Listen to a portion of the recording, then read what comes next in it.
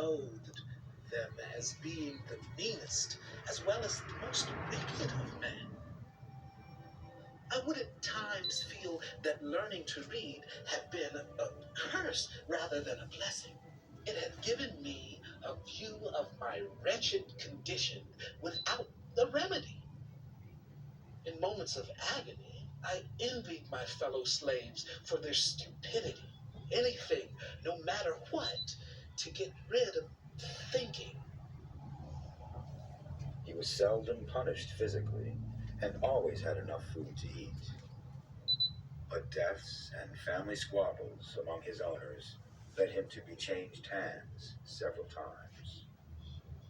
Perhaps serving relatively kind masters, perhaps suffering brutal mistreatment. His longing for freedom did not end, and in 1838 he took his chance. At the time, he was in Baltimore.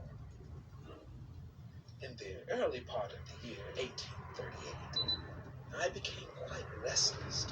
I could see no reason why I should, at the end of each week, pour the reward of my toil into the purse of my master. Douglas, now free, married Anna Murray, a free black woman he had known in Baltimore. They moved to New Bedford, Massachusetts, where he found work and subscribed to Garrison's weekly Liberator. The paper became my meat and my drink. My soul was set all afire. Its sympathy for my brethren in arms, its scratching denunciation of the slave owners, its faithful exposure of slavery, and its powerful attack upon the upholders of the institution sent a thrill of joy through my soul, such as I had never felt before. Soon Douglas joined the abolitionist movement and made the speech that introduced him to Garrison. He gave another speech at the Massachusetts Anti-Slavery Society's annual convention, which led to his being asked to become a lecturer for the society for 3 years.